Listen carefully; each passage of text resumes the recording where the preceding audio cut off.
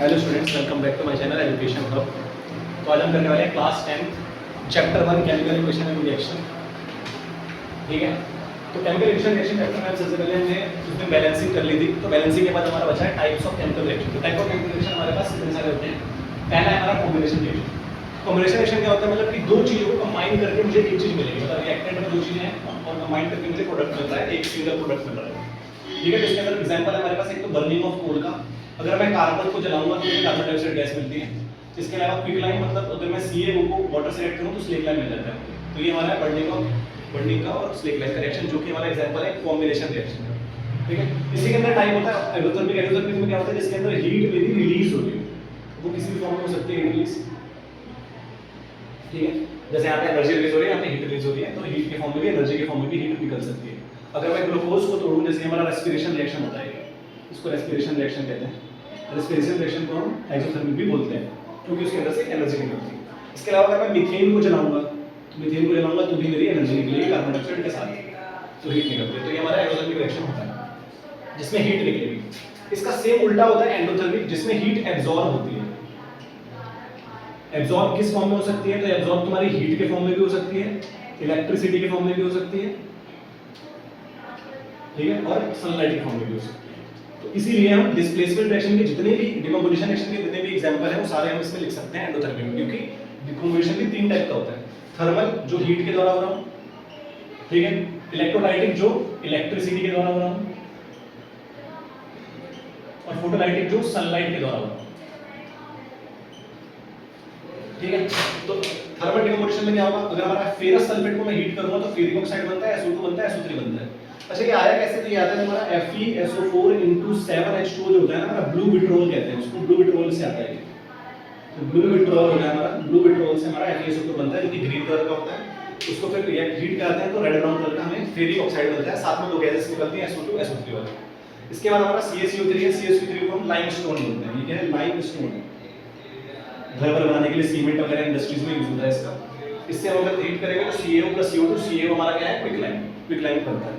फिर लाइमस्टोन के बाद हम पढ़ेंगे लेड नाइट्रेट वाला। इसकी रिएक्शन बहुत इंपॉर्टेंट है, क्योंकि इसके अंदर ब्राउन फ्यूम्स निकलते हैं NO2 के। तो ये पूछा जाता है कि ब्राउन फ्यूम्स किसके निकलते हैं, NO2 के निकलते हैं। अगर मैं लेड नाइट्रेट को हीट करूंगा तो ये सारे थर्मल डिकम्पोजिशन के भी एग्जांपल है और एंडोथर्मिक के भी एग्जांपल है। इसके अलावा इलेक्ट्रोलाइटिक डिकम्पोजिशन, अगर मेरे को पानी को तोड़ना है तो इलेक्ट्रिक करंट लेकर मैं तोड़ सकता हूं। इसके अंदर ऐसे करके दो रॉड लगाएंगे आप, कैथोड एनोड की, और उसके अंदर हमारा तोड़ेंगे।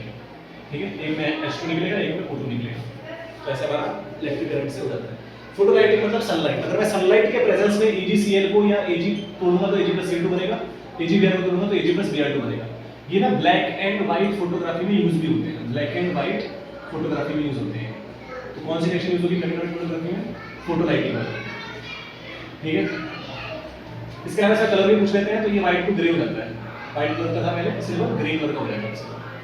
ठीक है, तो ये भी पूछ लेते हैं पेपर में। इसके अलावा हम पढ़ते हैं, हमने दो टाइप पढ़ लिए, डिकम्पोजिशन हो गया, कॉम्बिनेशन हो गया। डिस्प्लेसमेंट रिएक्शन क्या होता है, तो डिस्प्लेसमेंट रिएक्शन में इसके अंदर हम कम रिएक्टिव जो होता है उसको हम डिस्प्लेस कर देते हैं हाई रिएक्टिव से। इसकी सीरीज थी पूरी, केदारनाथ हमारी आलू जरा फीके पकाता है, आलू जरा फीके पकाता है, कुछ हींग, अजवाइन और इसकी ट्रिक मैंने डाल रखी है, मेरे चैनल पे मिल जाएगी आपको। क्लास 10 की चैप्टर 2 की अगर आप वीडियो देखेंगे पिछले साल की, तो उसके अंदर मैंने ट्रिक इसकी बता रखी है, तो वहां से आप ट्रिक देख सकते हैं इसकी। इसमें क्या होगा कि जो भी सबसे पहले आता है वो ज्यादा रिएक्टिव है आगे वाले से। जैसे अगर मैं यहाँ पे देखूं तो FeCO4 कर रहे हैं, तो कॉपर ये रहा और फेरस ये रहा, फेरस ज्यादा रिएक्टिव होगा तो उसकी जगह ले लेगा, तो ये ब्लू से ब्राउन कलर का हो जाता है।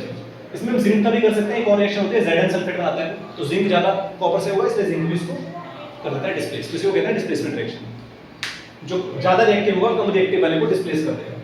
डबल डिस्प्लेसमेंट क्या होता है, यही चीज दो बार हो रही है, तो इसके अंदर म्यूचुअली एक्सचेंज होता है आयंस का। मतलब ये NaCl के साथ चला जाएगा, BaSO4 के साथ चला जाएगा। ठीक है, तो NaCl के साथ चला गया, BaSO4 के साथ चला गया। लेकिन अगर डबल डिस्प्लेसमेंट रिएक्शन मेरा प्रेसिपिटेट बनाता है, तो फिर मैं उसको प्रेसिपिटेशन रिएक्शन भी बोलूंगा। तो ये प्रेसिपिटेशन रिएक्शन भी हो सकता है। तो डबल डिस्प्लेसमेंट रिएक्शन प्रेसिपिटेशन हो जाते हैं, पर सारे डबल डिस्प्लेसमेंट रिएक्शन प्रेसिपिटेशन नहीं होते। ठीक है, कुछ ऐसे भी होंगे जो प्रेसिपिटेट नहीं बना रहे होंगे। जैसे हमने यहाँ पे दोनों प्रेसिपिटेट वाले रिएक्शन लिखे हैं, पर बिना प्रेसिपिटेट वाले भी बन सकते हैं। जैसे यहाँ व्हाइट 50 बन रहा है BaSO4 का, यहाँ येलो 50 बन रही है PbI2, लेड आयोडाइड बोलते हैं इसको। ठीक है, पोटेशियम आयोडाइड को अगर मैं लेड नाइट्रेट से कराऊंगा तो लेड आयोडाइड और पोटेशियम नाइट्रेट बन जाता है। ठीक है। इसके अलावा रिडॉक्स रिएक्शन क्या होता है? रिडॉक्स रिएक्शन ऑक्सीडेशन और रिडक्शन। अगर हम ऑक्सीजन को गेन करेंगे, हाइड्रोजन को लॉस करेंगे तो हमारा ऑक्सीडेशन होगा। रिडक्शन में क्या होगा? Loss of oxygen, gain of hydrogen. ठीक है, जैसे मैंने एक एग्जांपल लिया, इसके अंदर दोनों हो रहा है। अगर आप देखें तो कॉपर ऑक्साइड से ऑक्सीजन हट के कॉपर बन जाएगा, हाइड्रोजन में ऑक्सीजन ऐड होकर हाइड्रोजन H2O बन जाता है। ठीक है, तो इसका क्या हो रहा है? कॉपर ऑक्साइड का ऑक्सीडेशन हो रहा है और इसका क्या हो रहा है? रिडक्शन हो रहा है। ठीक है, एक और चीज पूछते हैं, इसका ऑक्सीडाइजिंग एजेंट क्या है, रिड्यूसिंग एजेंट क्या है? तो जिसका रिडक्शन हो रहा है उसको ऑक्सीडाइजिंग एजेंट बोलोगे, जिसका ऑक्सीडेशन हो रहा है उसको रिड्यूसिंग एजेंट बोलोगे। और अगर दोनों हो रही है रिएक्शन के अंदर तो वो रिडॉक्स रिएक्शन है। बुक में एक MnO2 वाली रिएक्शन भी दे रखी है, उसको भी देख लेंगे आप, सेम हो रहा है उससे, तो उसको आप कर सकते हैं। पर लिखते क्या है पेपर में? लिखते हैं हमेशा रिएक्टेंट साइड है। अगर आपसे पूछा जाएगा तो आप लिखोगे Cu होकर रिडक्शन हो रहा है और H2 का ऑक्सीडेशन हो रहा है। ठीक है, एक और रिएक्शन है आपकी बुक में सबसे पहले बनने में कि मैग्नीशियम को क्यों हम जलाते हैं तो हमारा उसको लेयर साफ करनी पड़ती है, क्योंकि मैग्नीशियम जब जलता है तो हाइड्रेटेड ऑक्साइड की लेयर बना देता है, इस वजह से उसको साफ करना पड़ता है जलाने से पहले।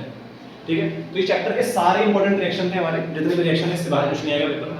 ठीक है, बाकी मिलते हैं आपको नेक्स्ट वीडियो में नए चैप्टर के साथ। जब तक कि चैनल पर बने रहें, लाइक और सब्सक्राइब करें, बेल आइकन को दबाना ना भूलें। जय हिंद।